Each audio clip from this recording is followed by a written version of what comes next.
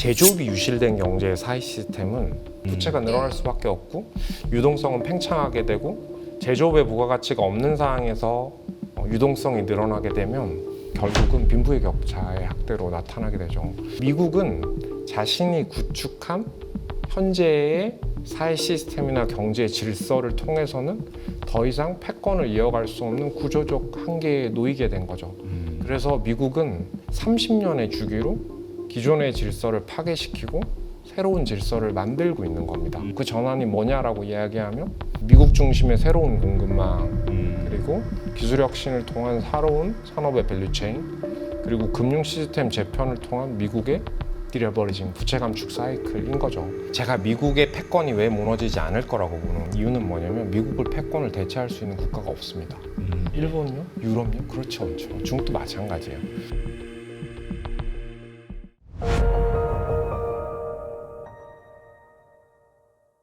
자, 저희가 이제 부서장님은 위원님으로 부르면서 네. 오늘 진행을 해볼 텐데요. 일단은 이 열매 실장님과는 오랫동안 인연이 있으시죠? 저희는 같은 회사에서 일한 적은 없는데요. 여의도에 워낙 출중하신 분으로 능력이면 예. 능력, 또 굳이 제가 다른 말씀 안 드려도 뭐가 유명한지 시청자분들이 느끼실 텐데요. 말씀도 너무 잘하시고 또 굉장히 넓은 영역을 커버하고 계세요. 네. 세계 경제를 다 보고 계시는 투자 전략 팀장님이셔서 저는 다른 방송 나오실 때 여러 번 봤습니다. 아유, 영광입니다. 네, 근데 오늘 이렇게 가까이서 모시게 되어서 너무 기쁜 마음으로 달려왔는데요.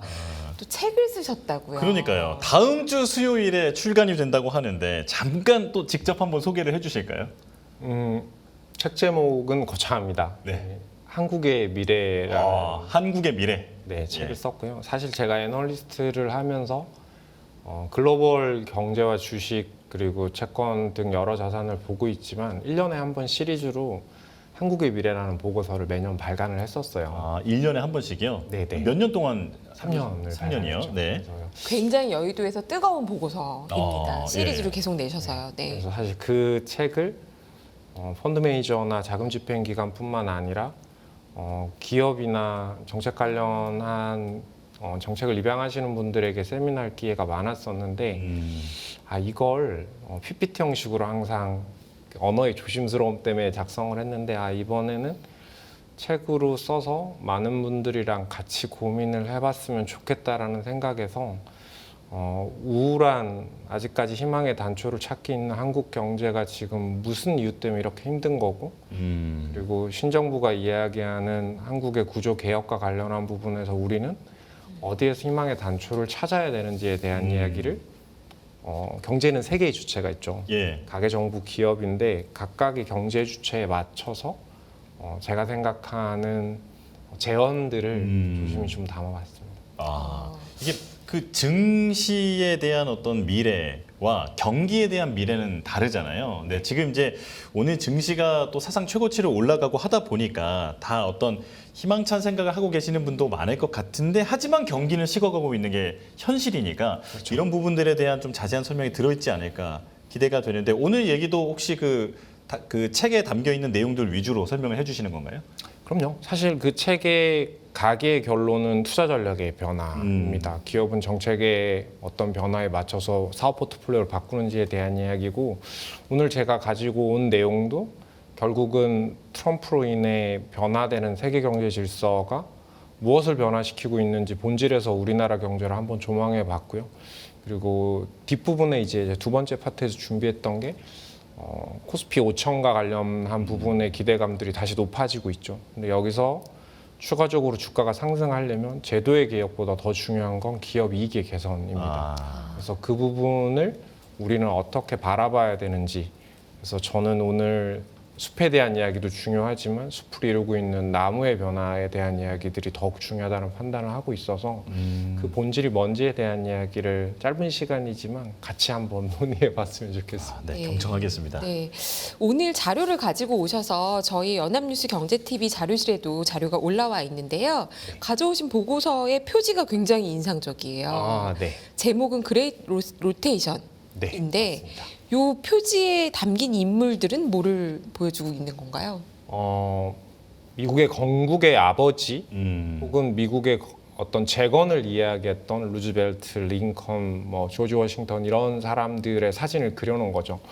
러시모산을 국립공원을 걷다 보면 이 조각이 있죠. 네. 트럼프가 사실 여기 없습니다. 예, 저 오른쪽 아래에 추가가 되어 있네요. 제가 이거는 AI가 생성형 그린 건가요? AI로 네. 그린 건데요.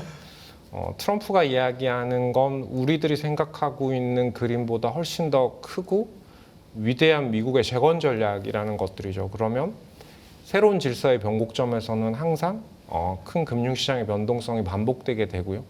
그리고 그 변화의 추세에 편승해서 살아남은 국가와 기업, 산업들만이 그 이후에 수혜를 독식하는 그런 그림일 텐데 그 관점에서 현재 미국의 변화를 어떻게 이해하는지가 되게 중요할 건데 오늘 첫 번째 이야기가 그 이야기입니다. 예. 네. 자, 그렇다면 이제 세계 질서가 사실 그 중심에 있는 게 미국인데 미국이 크게 변화하고 있기 때문에 이 국제 질서도 바뀔 수밖에 없다. 그에 따라서 투자 전력도 우리가 다시 생각을 해봐야 한다라는 얘기인데 어떤 얘기부터 해볼까요? 지금 세계 질서가 변화하고 있다. 이것부터 한번 짚어주실까요? 네, 우선 금융시장 참여자들이나 지금 이 방송을 들으시는 투자자분들 대부분이 트럼프에 대한 경험치는 크게 두 가지입니다. 네. 첫 번째가 비즈니스맨으로의 성취죠. 부동산 디벨로퍼로서의 그의 저서처럼 협상의 기술, 상대방을 겁박해서 자신의 이익을 극대화하는 성공 사례들입니다. 그리고 네. 두 번째가 백악관 일기의 경험치들이죠. 이 두 가지를 모아서 우리가 알고 있는 트럼프는 실리주의 노선에 입각한 협상주의 노선에서 미국의 경제의 상대적인 우위와 주식시장의 우위겠죠. 그 과정에서 일어났던 트럼프의 불확실성을 저희는 어떻게 생각했냐면 위험의 확산과 해소의 경로로 생각을 네. 했었습니다. 그럼 주가는 역축으로 움직이겠죠. 주가의 조정과 회복. 회복. 네. 네. 근데 그 구조로 크게 벗어나지는 않았어요. 그리고 제 생각보다 저는 기간 조정을 좀 거칠 줄 알았는데 훨씬 빠르게 미국의 주식시장은 어제도 오늘도 계속해서 한국처럼 신고가를 돌파하고 있는 상황입니다. 그런데 우리가 알고 있는 그림보다 더 큰 변화를 읽어낼 필요가 있다는 거죠. 그 이야기는 미국의 재건을 이야기한 워싱턴 컨센서스가 뭔지에 대한 이야기인데요. 잘 아시다시피 미국은 다수의 집단지성으로 움직이는 나라가 아닙니다. 네. 미국은 소수의 엘리트들이 만드는 시스템으로 구축되는 나라인데요. 미국이 이야기하는 재건의 필요성을 어떻게 인식해야 되는지는 트럼프의 선거 캠프부터 넘어가야 됩니다. 네. 네. 트럼프의 선거 캠프의 트럼프의 정책 슬로건을 기억하십니까? 지금도 막아요? 그쵸. 막아요. 네. 그게 이제 한국말로 직역을 하면 미국을 다시 위대하게 재건할 거라는 이야기인데 네. 이게 왜 해리스보다 시장이 예상한 것보다 훨씬 높은 지지율로 그리고 공화당이 상하원 모두에서 가반을 수성하게 되는 배경은 뭔가라는 질문이죠. 역발상적인 질문이죠. 근데 대답은 심플합니다. 미국인들은 더 이상 자신이 위대하지 않다라는 강력한 위기감을 느끼고 있고 네. 선거 결과는 그에 대한 방증인 것들이죠.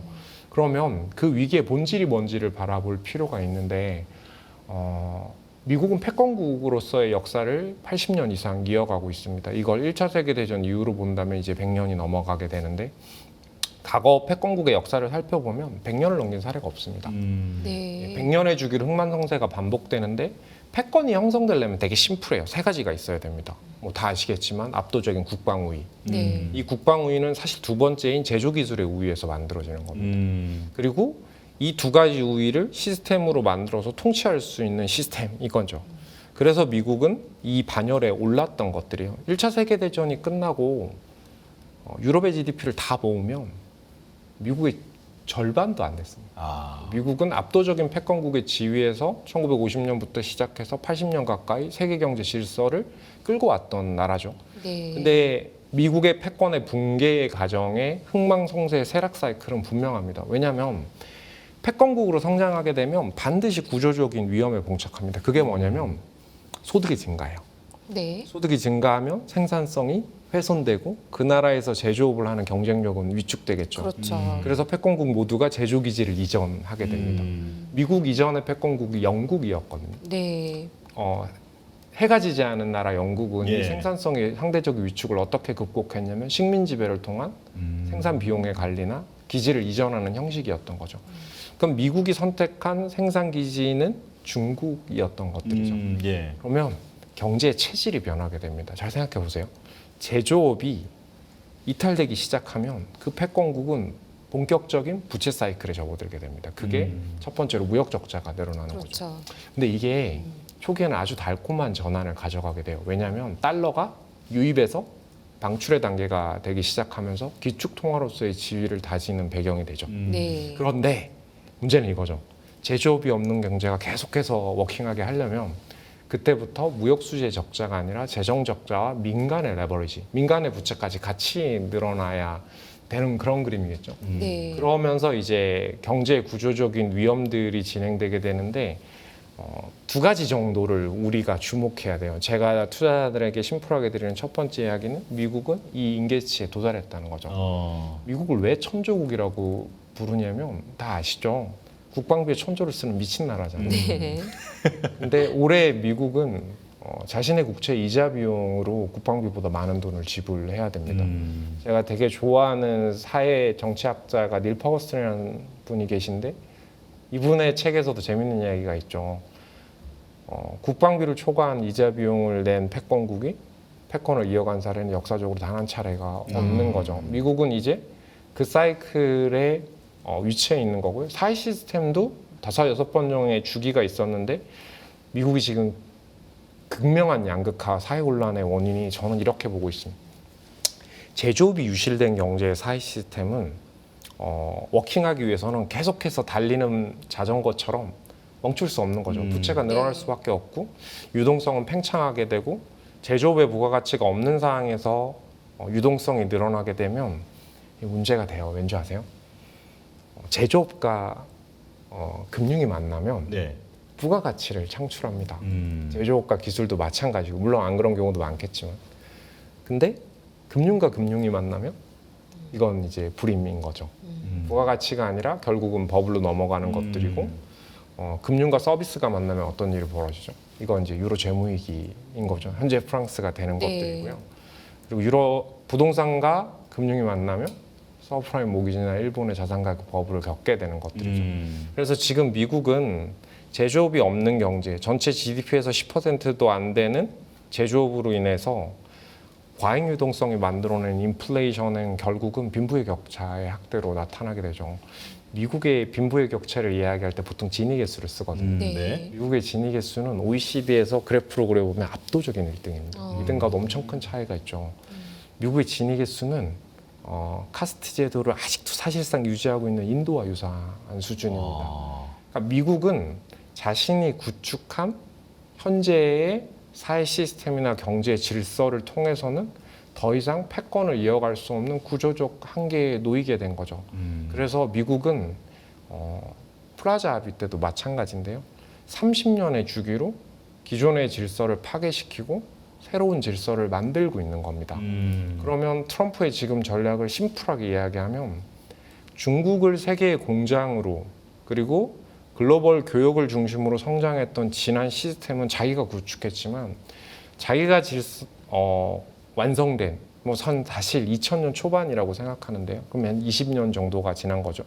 지난 시스템에서 미국이 최대 피해자라는 프레임을 각인시키고 있죠. 네. 그래서 상대방을 겁박하거나 자신의 지위를 활용해서 새로운 경제 질서의 전환을 가져가고 있는 거죠. 그 전환이 뭐냐라고 이야기하면 미국 중심의 새로운 공급망 그리고 기술 혁신을 통한 새로운 산업의 밸류체인 그리고 금융 시스템 재편을 통한 미국의 디레버리징 부채 감축 사이클인 거죠. 그 사이에서 한국이 엄청난 위험에 처해 있다라고 저는 주장하고 있는 겁니다. 그게 이제 두 번째 드릴 이야기인데 네. 이거는 비주얼로 PPT를 보여주시면 제가 수년 동안 강조해 왔던 변화들인데 미국의 새로운 질서라는 걸 이해하려면 기존 질서에 대한 이해가 필요하겠죠. 네. 그러면 우리가 알고 있는 기존 질서는 뭐냐라고 보면 좌측의 그림이에요. 이게 뭐냐면 기존 경제의 질서는 이 커서가 보이나요? 네, 보이네요. 보입니다. 네. 달러 중심의 글로벌 금융 시스템과 미국의 압도적인 군사 우위를 근간으로 세계 경제는 두 개 블록으로 나뉘었습니다. 그게 선진과 신흥이죠. 그러면 지난 20-30년 동안 선진의 자본과 기술과 공장은 어디로 이동했죠? 신흥국으로 이동했던 거죠. 네. 그래서 미국의 달러 시스템에 편승한 그리고 글로벌 원자재에서 미국을 채굴 기업의 핵심으로 인정해준 자원 부국들, 중동, 아프리카, 남미 이런 국가들은 자원 부국의 관점에서 큰 부의 축적을 했던 겁니다. 사실 역사책 어디를 훑어봐도 글로벌에서 이런 원자재가 마치 신한은행의 ATM처럼 내가 달러만 갖고 있으면 원하는 시간에 원하는 만큼의 원하는 물량을 금융시장의 가격 엣지를 통해서 안정적으로 공급받을 수 있는 세상은 지난 20년이 처음이었어요. 지금 그게 흔들리고 있는 거죠. 아, 그리고 한국처럼 작은 내수 시장에서 고부가 가치로 성공한 나라들은 아시아 5마리용으로 전 세계 10위권 경제로 부상했고요. 네. 일본은 G2가 되기도 했죠. 그리고 저희보다 더 불쌍한 나라들 있죠. 날씨도 더운 나라들이에요. 얘들은 싼 인건비를 근간으로 조립의 생태계로 갔던 거죠. 그래서 선진의 자본이 신흥국으로 이동하면서 글로벌 경제는 공생의 밸류체인을 만들었던 겁니다. 근데 이게 어떻게 보면 되게 기울어진 운동장이에요. 이러면 선진국은 무역에 적자가 쌓이겠죠. 적자만 예. 계속 쌓이죠. 얘는 흑자가 쌓이는 그쵸. 거죠. 그렇죠. 미국이 이걸 어떻게 교묘하게 이 균형을 맞췄냐면 우측의 그림이죠. 이 회색은 미국의 무역 적자를 연간으로 그려놓은 거예요. 네. 파란색은 미국의 금융수지 흑자를 이야기하는 겁니다. 다 미국의 투자로 돌아간 거죠. 그렇죠. 네. 그래서 한국, 일본, 대만 이런 나라들은 미국의 무역 흑자를 외환보유로 쌓아놓고 외환보유고는 뭘 샀죠? 미국의 국채를 사는 샀죠. 거예요. 네. 주식 이런 것들을 주식도 사면서 샀고요. 달러는 계속 강해질 수 있는 환경, 수요로 인해서 만들었고 미국은 똑같은 금리라도 채권이라도 사는 사람이 많아지면 싸게 그렇죠. 자금을 조달할 수 금리가 있어요. 내려가겠죠. 그래서 미국은 낮은 금리에 부채를 일으켜서 소비 중심의 경제를 가져가는 최상의 플랫폼을 만든 거죠. 네. 그래도 다소 의아하지 않으세요? 왜 이걸 했지? 라는 거죠. 근데 아주 심플한 이유 때문이에요. 미국이 만든 글로벌 공급망을 이런 피라미드형의 생태계로 그리면 네. 최상단의 포식자가 누구였던 것 같으세요? 미국이죠. 맞아요. S&P 네. 500입니다. 네. S&P 500 시가총액 1, 2, 3등이 뭐 엔비디아, 마이크로소프트, 애플인데 이 세 개 기업이 가지고 있는 공장이 몇 개냐고요? 0개입니다. 이들이 하는 건 설계밖에 없죠. 예. 어떻게 하면 신흥국의 마른 행주를 짜내서 가장 높은 마진의 생산 체인을 구축할까? 그리고 전 세계에 있는 모든 고위 기술들을 활용해서 또 하나의 설계가 뭐냐면 반도체 칩을 설계하는 거죠. 네. 그래서 엔비디아 H100 하나의 반도체를 5천만 원에 팔고 90%의 마진을 사실 방송에서 적합한 용어는 아니지만 무슨 아치 같은 거죠. 애플도 마찬가지입니다. 전 세계 143개의 공장을 활용해서 70%의 마진을 설계 하나로 다 가져가는 겁니다. 애플이 얼마만큼 성장했냐고 제가 숫자로 설명드리는데 애플 하나의 시가총액이 대한민국을 넘은 지가 6년이 넘었어요. 네. 작년에 애플이 자사주 매입을 얼마나 한 줄 아세요? 작년에 애플이 자사주 매입을 한 게 그 당시 SK 하이닉스보다 훨씬 많았습니다. 시가총액보다. 벤츠, BMW, 아우디의 시가총액을 더한 것보다 현재도 많아요. 그게 미국이 조성한 세계에서 결과론적으로는 숫자가 어땠냐고요? 미국의 GDP가 100이면 미국의 부채는 120. 미국의 시가총액은 160이 된 거죠. 이런 비대칭적 성장을 파괴하는 일을 하는 것들이죠. 그러면 우리가 있는 생태계가 변하는데 자 이제 결론으로 가면 네. 그러면 우리는 뭘 봐야 되냐라는 건데 불편하시겠지만 저를 잠깐 봐주시면 네. 네. G2의 프레임워크의 그레이트 로테이션을 보셔야 돼요. 지난 20, 30년 동안 글로벌 경제에서 미국이 차지했던 가장 큰 역할로는 소비입니다. 그렇죠. 중국이 했던 가장 큰 역할로는 수출이죠. 생산과 수출이죠. 생산과 수출이죠. 네. 미국은 소비와 수입이었고요. 네. 근데 지금 미국은 뭘 하고 있냐면 소비에서 생산의 경제로 리밸런싱을 네. 하고 있는 거고 중국은 생산에서 소비의 경제로 가는 거죠. 그렇죠. 이게 왜 위험이냐고요? 되게 심플하죠. 미국이 소비를 하고 중국이 생산하면 교육이 늘어납니다. 거기에 대한 낙수 효과에 흘러내리는 그림으로 한국이 큰 성장을 할 수 있었던 배경이었던 거죠. 근데 지금 지금은 최대 수혜국이었죠. 그쵸, 네. 맞습니다. 근데 지금은 미국이 생산의 경제로 가고 중국이 소비의 경제로 가는 가장 큰 목적은 독립된 공급망. 쉽게 이야기해서 지네끼리 다 헤쳐먹겠다는 거죠. 예. A부터 Z까지 자급자족의 형태를 보이는 게 미국의 목과 중국의 목표인 거죠. 그러면 교역은 축소되겠죠. 네. 네. 그럼 가격은 어떻게 될까요? 공급은 불안해지고 가격은 올라갈 수밖에 올라가겠죠. 없겠죠. 우리나라 기업들은 보다 많은 비용을 들여서 최적의 공급망이 아닌 살아남을 수 있는 생존의 공급망, 리카도의 비교 우위가 워킹하지 않은 것들이죠. 최종 수요자 우위로 공장을 찢어야 되는 일들이 벌어지는 거죠. 더 불편한 건 트럼프와 시진핑이 육성하는 사업 전략은 대한민국 시가총액 상위 기업 예. 포트폴리오와 100% 동의를 하죠. 네. 중국의 캐치업과 미국으로의 전략이 나중에 잠재적인 위험으로 작용할 수밖에 없는 상황인 거죠. 제가 여기서 궁금한 게 있는데요. 미국이 원래 가던 방식, 그러니까 경상수지는 적자가 계속 일어나도 그래도 투자가 계속 들어오고 요 흐름으로 잘 가고 있었는데 갑자기 이 구조를 바꾸겠다라고 결심하게 된 계기는 뭐였을까요? 부채 인계치죠. 임기에 도달했다. 그렇죠. 부채가. 지금 부채 인계치에 도달한 선진국들이에요. 제가 미국의 패권이 왜 무너지지 않을 거라고 보는 거냐면 이유는 뭐냐면 미국을 패권을 대체할 수 있는 국가가 없습니다.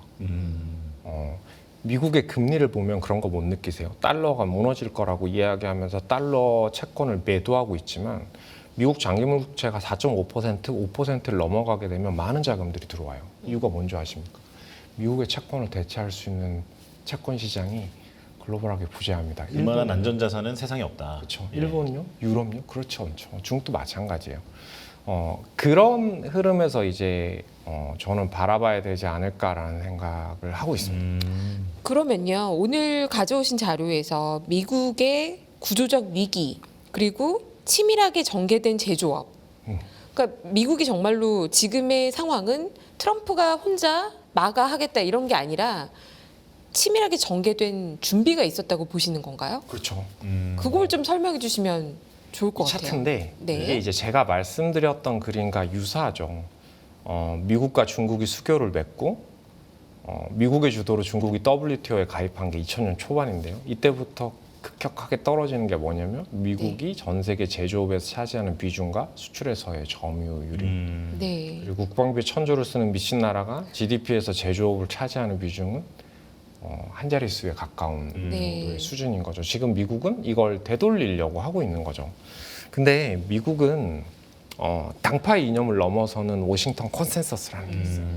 근데 그게 뭐냐면 제조업에 재건하는 미국의 치밀한 전략인데 리쇼링이라는 단어, IRA라는 단어, 이 단어의 시작은 바이든이 아니라 오바마죠. 오바마였죠. 아, 예. 네. 그때 바이든이 부통령이었죠. 네. 그러면 저희가 이제 방송 시작하기 전에도 재밌는 이야기를 몇 개 나눴는데 오바마가 시작한 리쇼링의 첫 번째 산업은 뭐냐면 1차 산업이었어요. 그게 뭐죠? 농산품과 셰일인 거죠. 네. 그래서 미국이 지금 셰일가스 생산이 얼마 정도냐고 이제 물어보시는 분들이 있는데 당연히 세계 1등이죠. 예. 네. 미국이 오일 생산국 1등입니다. 산유국 1등인 거죠. 그렇죠. 예. 네. 근데 어느 정도 수준이냐면 전 세계에서 원유좀 생산한다고 방귀 뀌는 애들이 모여서 만든 카르텔이 오펙이에요. 오펙이죠. 네. 오펙 전체 생산량의 미국 한 개 국가가 얼마큼 올라왔던 것 같으세요?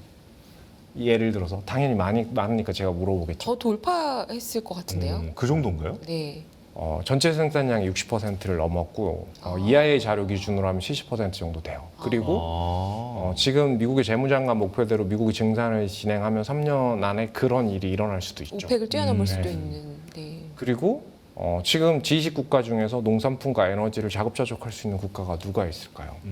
미국밖에 없는 거죠. 특이하지 않으세요?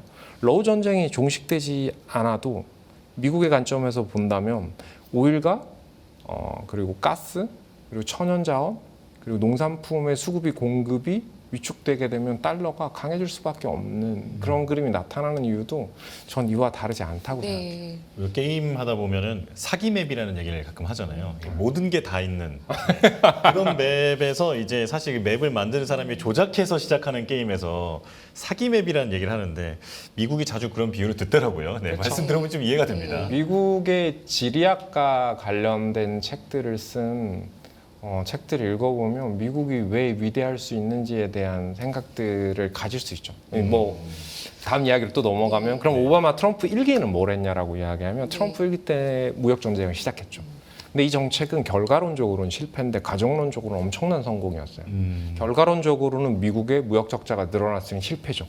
근데 가정론 쪽에서 트럼프의 정책의 최종 목표는 중국 공급망의 파괴였기 때문에 네. 인도, 브라질, 멕시코와 같은 베트남 이런 국가들로 공급망이 재편되기 시작하면서 중국의 일변도를 파괴시키는 전략이었죠. 그리고 이제 바이든이죠.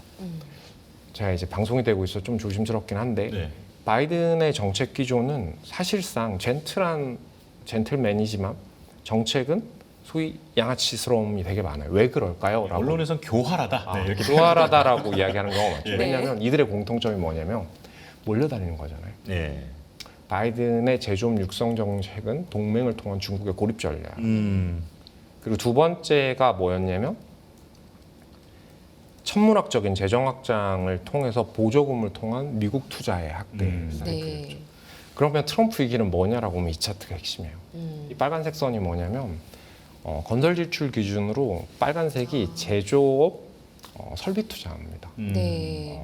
바이든의 IRA의 2년 남짓의 시간은 트럼프 1기와 오바마의 8년보다 사실상 2배가 많은 자동차, 반도체, 관련 설비들이 진행이 됐던 거예요. 그러면 미국은 지금 어느 만큼 생산 설비가 구축됐냐라고 물어보면 이 책상 위에 있는 모든 제조업을 미국이 하겠다는 게 아니에요. 네, 미국이 하려는 제조업은 이미 정해져 있죠. 근데 우리나라랑 연계된 산업에서 보면 2차 전지, 신재생 에너지, 반도체, 그리고 제약, 헬스케어 공장 늘인 거죠. 근데 2차 전지는 그거 아세요? 미국에 지금 지으려는 공장들이 올해 완공된 게 계획대로 완공된다라고 가정하고 가동률이 100%라면 미국은 올해 자국에서 나오는 배터리 수요보다 생산이 더 많아요. 미국은 내년에 전기차 배터리를 수출하지 않으면 자국의 재고가 쌓이는 나라예요. 그 정도인가요? 예. 태양광도 내년에 그 사이클로 들어가고 네. 반도체는 2, 3년이 걸리겠죠. 네. 근데 제가 말씀드리고 싶은 건 그래도 강한 저항이 있죠. 중국보다 6, 7배 임금이 높고 아세안보다 20배가 높은 나라에서 제조업이 돼. 그게 로봇으로 가능해? 는 거죠. 예. 그게 트럼프노믹스의 방점이에요. 네. 트럼프노믹스의 목표는 스태그플레이션에 대한 대응이 아니에요. 트럼프노믹스의 5가지 정책을 제가 다시 다 설명해 볼까요? 네. 첫 번째, 미국에서 생산하지 않는 기업에게 전 세계에서 가장 높은 관세를 때릴 거야. 두 번째, 네. 미국에서 생산하는 기업에게 OECD에서 가장 낮은 법인세를 징수할게.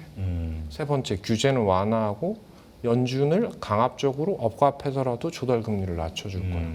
보조금은 유지할 거야. 다만 미국 기업에게만 줄 거야. 다섯 번째, 미국에서 생산하는 기업에게 전 세계에서 가장 싼 오일을 공급해 줄게. 이 5가지는 뭐냐면 생산 비용의 열의에 있는 그리고 상대적인 열의가 큰 미국의 제조업을 육성하는 최적의 정책 조합이겠죠. 그러면 상수의 관점에서 보면 여러분들이 생각하셔야 될 게 뭐냐면 제가 비유가 좋지 않아서 그런데 골프를 치시는 분들은 알 텐데요. 인플레이션은 골프의 자기 스코어의 평균인 핸디와 같은 거예요. 올해 인플레이션을 막으면 내년에 올라올 수밖에 없는 겁니다. 네. 그러니까 올해 미국의 경기를 제어하기 위해서 금리를 내리고 수요를 촉진하게 되면 내년도 관세발, 미국에서 공급되는 새로운 물건들에 대한 추가 가격의 상승 사이클을 내년으로 미룰 수밖에 없다고요. 그래서 미국은 이 균형을 가져가야 되지만 트럼프는 그를 통제할 수 있는 자신이 있는 거죠. 갑자기 왜 트럼프가 러우 전쟁 종식이 저렇게 적극적인 줄 아세요? 러우 전쟁 종식으로 미국이 얻을 수 있는 가장 큰 인센티브는 인플레이션의 제어입니다. 국제 원유 가격과 곡물 가격의 안정인 것들이죠. 미국이 6% 이상의 인플레이션을 겪은 것들은 단 한 가지예요. 원자재 그렇죠. 공급 불안입니다. 그래서 미국이 이걸 해나갈 수 있을지는 변수가 되는데 미국이 기존 질서를 파괴하고 새로운 질서를 만들어내는 건 상수죠. 그러면 너는 나쁘게 보냐라고 물어보면 제 결론은 되게 심플해요. 올해 엄청나게 합리적인 비관론과 그 비관론에 맞설 수 있을 만한 충분한 가격적 기술적 부담이 있지만 저는 올해 금융시장을 나쁘게 보지 않아요. 왜냐? 미국이 경기가 안 좋아서 주가가 빠지면요. 통화정책의 확장의 여부가 주가를 리바운드 시킬 만한 재료가 될 거고요. 그리고 2가지를 여러분들이 정말 중요하게 보셔야 되는 첫 번째는 재정이에요. 그게 뭐냐? 수출 중심의 시가총액 상위 제조 국가들은 수출이 무너지게 되면 어떤 요구가 적용되게 되냐면 재정을 확대해서 조각난 수출을 내수로 메워내는 정책들의 동의나 필요성들이 강한 거죠. 그래서 지금 전 세계 경제를 이끌어가는 미국은 감세를 베이스로 재정 정책을 피고 있고 유럽은 프랑스, 이탈리아의 재정 문제성에도 불구하고 전 세계에서 가장 보수적인 재정을 유지했던 독일마저도 재정 확장을 하고 그렇죠. 중국도 지금 천문학적인 재정 확대 사이클, 한국 정부도 올해만 정부 예산이 원안에 추경을 더해서 700조가 넘는 재정 확대의 문을 열었습니다. 예. 그러니까 조각난 수출에 대비해서 재정 확충의 수요들이 생각보다 나쁘지 않은 거고요. 지금 가장 중요한 건 뭐냐면 AI 사이클이에요. 미국의 고용 지표와 엔비디아의 실적과 빅테크 기업의 실적은 사실상 무관하다고 보는 게 네. 맞습니다. 그래서 이 사이클이 크게 무너지지 않을 것 같은 거죠. 근데 그건 이제 올해에 대한 이야기고 제 이야기를 하면 좀 조심스럽긴 한데 이제 너무 가까워져서요. 저는 올해 S&P 500의 7천을 조정받으면 올라가서 터치할 수 있는 주가 지수가 아니라고 판단합니다. 근데 이제 제가 여러분들에게 강조드리고 싶은 건 뭐냐면 이 위험은 겪어 나가야 될 거예요. 첫 번째. 제가 여기서 한 가지 좀 질문을 드리고 싶어요. 지금 어쨌거나 그러니까 재정 확대할 여력이 있고 그리고 미국의 인플레이션은 결국 유가가 제일 원자재 가격이 중요했는데 러우 협상도 그렇고 전반적으로 미국은 에너지 자립도 다 했고 수출도 많이 할 수 있고 이러기 때문에 물가에 대한 부담을 이제 원자재 가격 하향 안정화로 재울 수 있다, 잠재울 수 있다. 그리고 재정은 더 풀 수 있다라고 한다면 올해는 지금 좋은 거 아니냐 이렇게 말씀하시는 것 같은데 일단 첫 번째 질문은요. 요 얘기 앞서서 말씀하셨던 게 원래 근본적으로 미국은 원래 수입을 해오고 상품과 에너지를 다 수입해와서 달러의 패권을 유지했잖아요. 네. 그런데 그거가 깨지는 거 아니냐라고 걱정하는 첫 번째 걱정이 있고요. 두 번째는 이렇게 부채가 늘어났는데 금리를 낮게 유지한다고 해도 부채가 이렇게 늘어났는데 괜찮아라는 문제가 있는데 요걸 좀 짚고 가는 게 좋을 것 같아요. 이 두 가지 어떻게 생각하십니까? 저희가 이렇게 사전에 이야기하지도 않았는데 지금 그 이야기를 드리려고 했거든요. 네. 네. 첫 번째 질문에 비슷한 대답은 이렇게 설명을 먼저 시작해야 돼요. 미국의 기업의 입장에서 생각을 해보면 관세에 대한 세금을 우리나라만 내는 게 아니라 미국의 소비자나 기업들도 지불을 하고 있거든요. 네. 그러면 누가 먼저 가격을 인상하느냐가 누가 지불을 하느냐의 문제일 수가 있겠죠. 네. 근데 이제 골고루 다 지불을 할 것 같긴 한데 지금 현재 그런 상황이죠. 미국의 제조업들의 입장에서는 수입을 해오는 거죠. 그럼 수입 물가가 올라왔습니다. 네. 그러면 판매 가격을 출하 가격을 높여야 되는데 네. 높일 수가 없죠. 지금 두 가지 이유가 있겠죠. 트럼프의 억압과 경기가 안 좋아 보이는데 가격을 올리면 더 안 파니까. 그래서 기업들이 지금 뭘 하고 있냐면 사람을 자르는 게 아니라 사람 안 뽑고 있는 거죠. 그렇죠. 그래서 실업률과 고용지표의 괴리가 되게 커가는 거죠. 그럼 그 다음 단계에서 해야 되는 게 가격을 높이는 전략. 네. 그래서 그게 수요에 타격을 미치면 그 다음에 이제 사람 자르겠죠. 네. 미국은 고용이 우리나라보다 훨씬 더 유연하니까요. 이제 그 사이클로 가는지에 대한 문제인 것 같은데 저는 이게 미국 경기의 침체론들의 상당 부분 합리성은 인정하지만 현재 미국의 고용이나 미국의 기업 이익이나 현금 흐름의 관점에서는 그런 사이클은 아닐 것 같다라고 올해 생각을 하고 있는 거고 특히 마이크로가 끌고 가는 사이클 S&P 500이 3분기에도 2분기에도 17% 정도 이익 성장이 나왔거든요. 그 이익 성장을 분해해 보면요, 거의 100% 가까이가 두 개 섹터에서 나오는 겁니다. 나머지 섹터가 이익이 하향돼도 네. 사실상 나머지 이익이 견조하기 때문에 2094년, 95년과 좀 비슷해 보이는데 미국이 어쩔 수 없이 금리를 인하하는데 기술주 주도의 이익에 대한 내러티브가 유지된다라고 이야기하면 시장은 침체의 시그널을 반영하기보다는 되게 조심스러운 이야기인데 저는 좀 확답을 드리고 싶어서 버블의 시그널로 갔다가 조정을 받는 게 오히려 더 현재로서는 저는 더 높은 가능성이 될 가능성이 높다. 그리고 미국 주식 시장은 높은 PR이라고 이야기하지만 저는 현재 PR을 정당화할 수 있는 이익 모멘텀이 꺾이지 않았어요.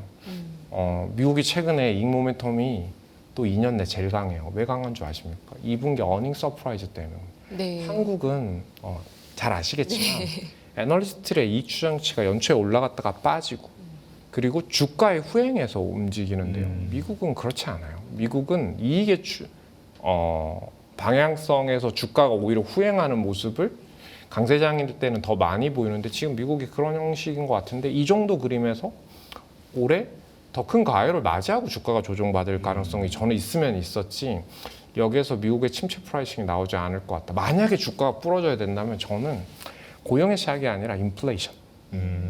2022년에도 물가 상승은 이기지 못해요. 네. 근데 현재로서는 그런 가능성이 높지 않아 보여. 자, 마지막 결론은 네. 오늘 파트 2가 훨씬 중요하니까요. 네. 이 차트를 보시면 네. 이게 아까 제가 말씀드렸던 거예요. 미국이 겪고 있는 딜레마가 생산성이 낮아져서 무역의 적자가 늘어나. 그러면 이제 신용이 늘어나겠지? 그럼 미국으로 돈이 계속 들어와. 미국 돈이 많으니까 달러가 강세야. 달러의 강세는 제조업 경쟁력을 또 훼손되겠죠. 워낙 그렇죠. 강세가 되면 수출 경쟁력이 무너지는 거잖아요. 네. 근데 지금 백악관 경제자문위원장 이제는 이제 연준의 정책 결정자가 된 스티브 마이런의 이야기도 여기에 근간을 하고 있는데요. 첫 번째 이거죠. 내년 11월 중간 선거를 앞두고 미국이 트럼프가 백악관이 해야 되는 첫 번째 성과는 무역 적자를 줄이고 경기를 유지하는 전략이에요. 그러면 그 성과를 근간으로 내년도에 나와야 될 게 뭐냐면 미국의 신용 팽창 위험을 억제해야 돼요. 근데 말씀하셨던 질문에 저는 이렇게 답합니다. 네. 미국은 무역 적자를 줄이고 열심히 돈을 벌고 돈을 아껴서 돈을 갚지 않을 거라는 거예요. 미국은 그렇게 정의롭고 성실하게 돈을 갚아본 적이 없어요. 브렌트 우즈의 생각이 파괴도 없다. 마찬가지. 미국이 하려는 건 뭐냐면 기존 시스템을 파괴시키려는 거겠죠. 금융 시스템도 마찬가지겠죠. 금과 스테이블 코인, 비트코인의 강세는 수급적인 영향이 되게 큰데 그 수급을 브레이크다운 해보면 비달러 통하고 특히 네. 신흥국에서의 매입 수요들이 되게 강한 것들인데 미국이 그 과정에서 어떤 금융 시스템의 전환을 가져갈지가 되게 중요하겠죠. 그럼 내년에 어떨 거냐라고 보면 내년에 위험하다라는 게 아니라 올해 인플레이션을 소화하지 못하면 내년에 잠재적인 우려를 겪어야 나가야 될 거고 그렇죠. 그리고 두 번째로 내년은 미국의 본격적인 디레버리징 사이클일 텐데 스테이블 코인이 가질 수 있는 가장 큰 매력은 미국의 국채를 기초자산으로 한다는 거거든요. 네. 현재 미국의 스테이블 코인이 가지고 있는 기초자산 중에 달러 채권의 이 정도의 규모가 우리나라가 전체 가지고 있는 미국채 보유액보다 많아요. 네. 근데 보수적 수준에서도 지금 이걸 두세 배 이상 성장할 거라고 보는데 그러면 전 세계에서 미국 국채를 가장 많이 가지고 있는 일본을 내년 정도에 뛰어넘을 수도 있을 가능성이 되게 높죠. 그러면 미국은 달러를 조달하기에 채권을 찍어내기에 유리한 사이클일 거고 그 통화와 관련한 부분에서 어떤 시스템이 오고 그게 금리와 외환 시장, 달러에 어떤 영향을 줄지는 지켜봐야 될 문제겠죠. 저는 그게 제가 가장 싫어하는 변수는 결정을 못하는 거죠. 변동성이 되거나 불확실성이 될 위험이 큰데 결론은 이겁니다. 이 악재가 얼마만큼 큰 악재요라고 저한테 물어보면 저는 첫 번째로 주가의 위치가 가장 중요합니다. 주가가 높은 수준에 있으면 악재를 소화해야 되는 깊이가 커져야 되는 거죠. 그래서 내년에는 이런 모든 위험들을 헤쳐나가야 되는데 8, 9월에 말하기 좋죠. 왜 말하기 좋냐면 계절적으로 안 좋아요. 비싸요. 기술적으로 힘든 구간이에요. 인플레이션 위험이 커요. 미국의 통화 시스템이 흔들려요. 제일 쉽게 할 수 있는 이야기가 장기적인 추세에 확신이 있으면 조정받으면 사라는 이야기죠. 근데 저는 그렇지 같지 않다는 거죠. 그러니까 내년을 보고 팔아야 되는 구간이 어딘지를 아는 건 불가능한 영역인데 지금 장기 추세를 역행할 수 있을 정도로 거래를 가져가야 되는 구간이냐라고 물어보면 저는 그렇지 않아 보인다는 거예요. 그러니까 제 의견을 매크로로 설명하긴 어려울 수도 있지만 경기 선행지수로 주가를 본 사람들은 아직도 비관론에서 벗어날 수 없어요. 네. 그러면 위험이 분명히, 그러니까 불확실한 위험이 잔존해 있고 그게 커지고 있는 것은 사실이지만 아직은 아닌 것 같다. 그렇죠. 그리고 이렇게 볼 수 있을 것 같네요. 제가 가장 중요하게 생각한 건 통화 정책이 아니라 기업 이익의 추세인데 네. 기업 이익의 모멘텀이 지금 2분기 실적이 나왔는데 3분기, 4분기 의미 있게 꺾여질 수 있는 그런 그림이라고 보냐라고 보면 저는 아직까지는 그렇게 안 보인다는 거죠.